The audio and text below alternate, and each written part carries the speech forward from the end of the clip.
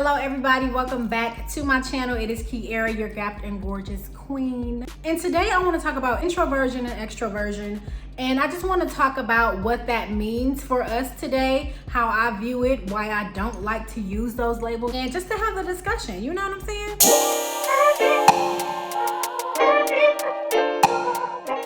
So as of lately, we hear a lot of people talking about, oh, I'm an introvert, oh, I'm an extrovert, oh, I'm not going out. But the pandemic really doesn't bother me because I'm already an introvert. I don't like to be bothered with people. And you know, we hear people say these things all the time. There's so many memes around being an introvert.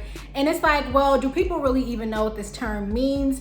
Are we using it the right way? Personally, I just can't get with it, y'all. I just really can't get with it. And I'm gonna tell you why. So if you look up the term introversion, it means like a shy person, someone who's pretty reserved, someone who really doesn't deal with a lot of people, maybe even antisocial. And then if you ask other people, it's like, okay, being an introvert means that I charge myself back up in the comfort of my own home, alone, off into another room, by myself, you know, just things like that. It just means that the way that you plug in and reconnect and gain your energy back is by being alone.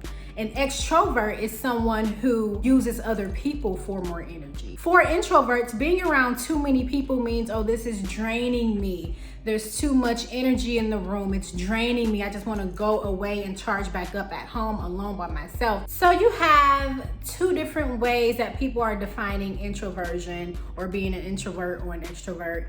And when I thought about this, I've taken many courses on introversion, especially as of lately, because it's something that, you know, sparks my interest. I love to think about the human mind, psychology, and emotions and things like that. So I've been taking a lot of online courses that have to do with this. And I'm listening to these instructors talk about introversion.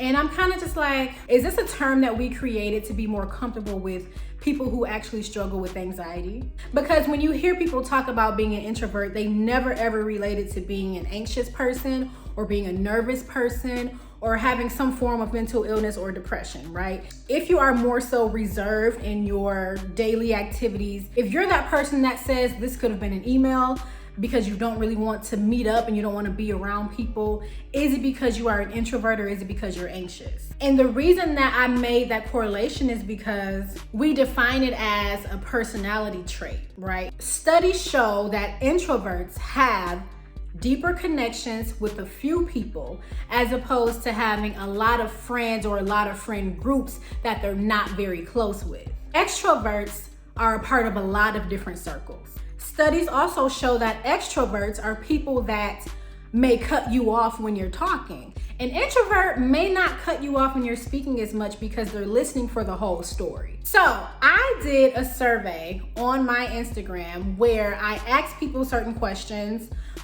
like, do you cut people off when you're talking? Are you a headlines reader or do you need to read the whole article? Are you in a lot of friend circles or do you have very few deep connections? Just random questions, right? And what people answered and what they claimed themselves to be, it's different sometimes, right? And there's no definitive way of knowing this. There's so many different variants when it comes to defining if you are an introvert or an extrovert or an ambivert, because there's a label for if you are both at the same time, which is again why I just can't get with this, because it has to do with your experiences.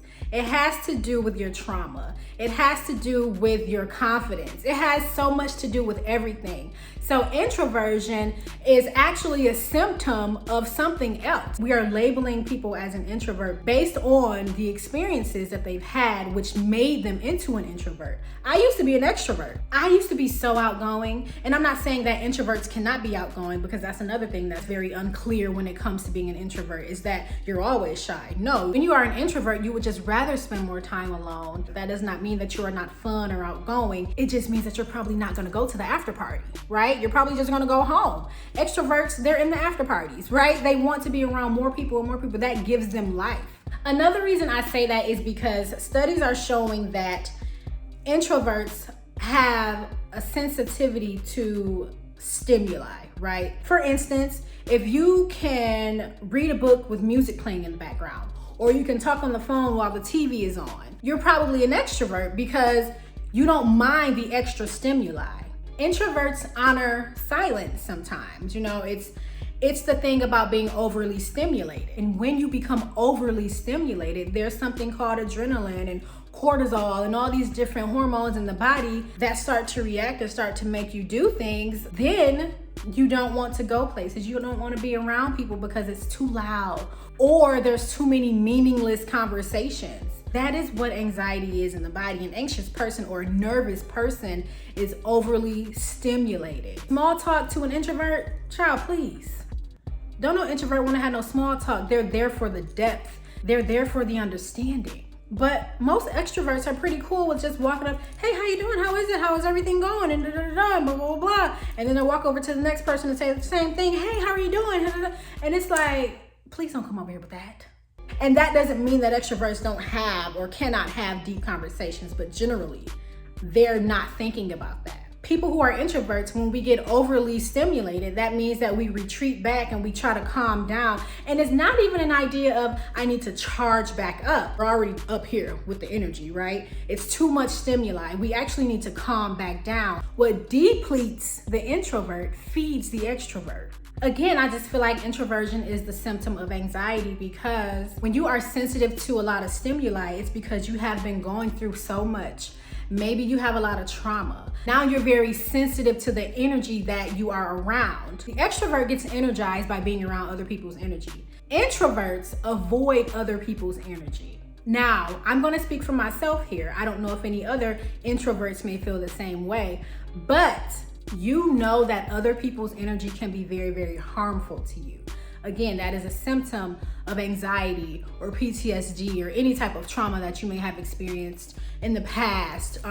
Any of your experiences that have shaped the way that you think today and the way that you move today. And because introverts are more so thinkers, that's no shade, no tea. That's what the studies have shown, that introverts think more inwardly than an extrovert. We're thinking about being in other people's presence and how that could pull from you. Literally, it pulls from you. Most introverted people are very empathetic, right? Because again, the energy thing. So I feel like introverted people may have had some type of experience where they've dealt with too many people that have actually hurt them or have caused them some type of pain or trauma. And we take that very seriously. To some people, extroverts may come off as careless. And the reason that is because a lot of them respond quickly, right? They have a thought just like that and they respond to it, and they typically don't put too much thought into the response, which goes back to my other point that most extroverts may cut you off while you're talking. Again, this is what the studies have shown. This is not something I'm coming up with. But if you are an extrovert and maybe you have a disagreement with someone, it's not always best to respond quickly, because if you are in a charged argument and you're responding quickly without thinking about what you're saying, like the introvert would, it could really end very badly. Now, this is what they're saying a characteristic of the extrovert is, but I'm an introvert by definition, and sometimes I respond quickly in a charged situation, but that changes from day to day, especially with my healing, especially with, all of the things that I'm doing to become a better person. And I'm not saying that being an introvert or an extrovert are bad things. I'm just saying that the things that we've experienced in life defines whether we are introverted or extroverted.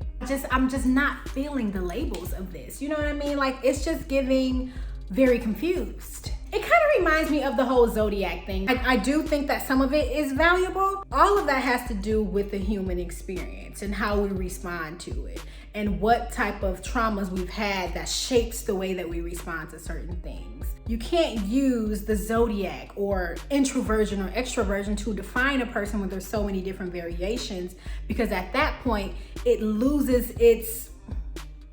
of loses its importance. So, is introversion actually just anxiety?